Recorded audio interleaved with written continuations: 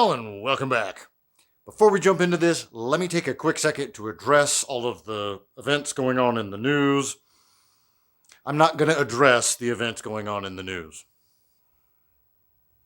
At least not right now. I'm just not.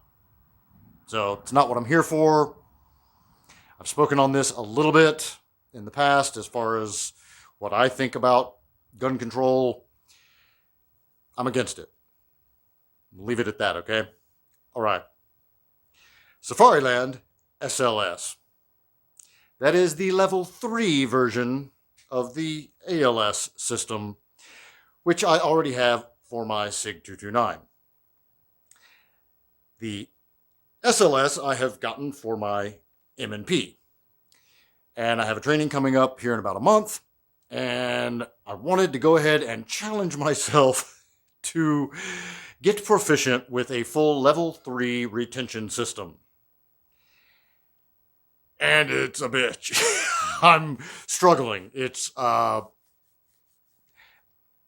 getting better, but I really actually just got it together this morning. I just got the nub mod put on, which does definitely help over just the factory thumb button for the SLS system. But man, y'all, it's challenging.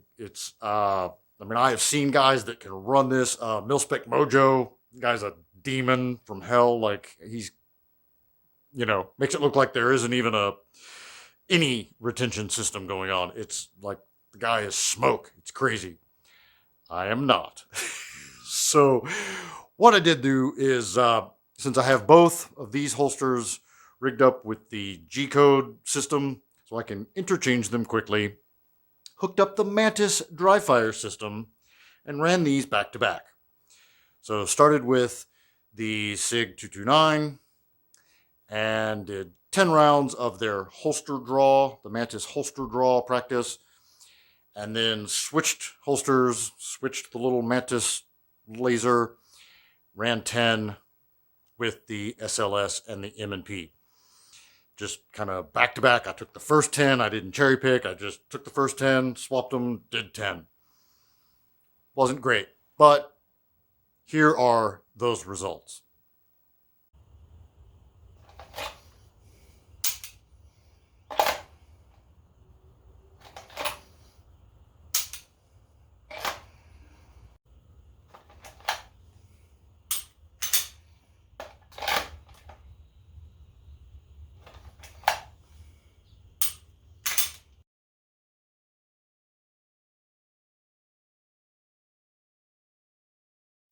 All right, so then switched them back around and ran their hostage taker drill, which for some reason I am awful at under the best of circumstances. So I just ran it on beginner, and here are the results of that. Notice that I scored higher on the M&P even though my time is slower.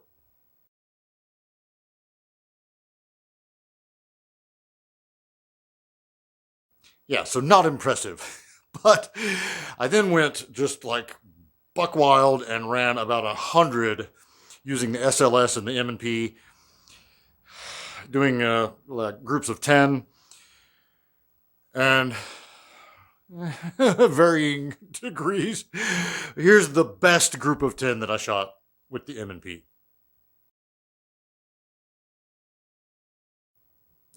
Yes, totally not impressive.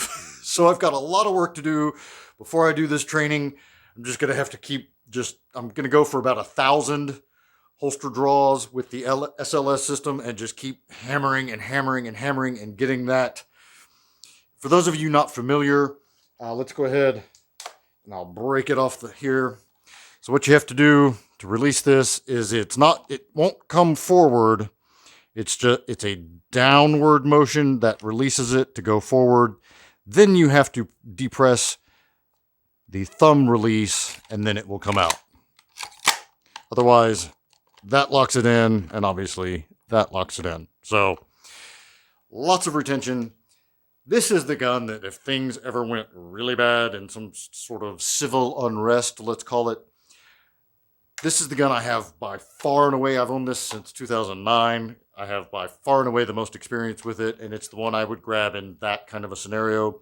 So I did want a holster system that if for some weird reason I'm out in the world open carrying because things have gotten that bad, I do want as much retention as possible so that someone else cannot take it from me as easily.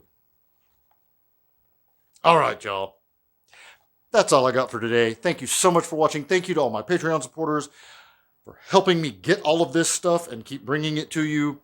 We'll have more with this guy pretty soon. Until next time, be easy, y'all.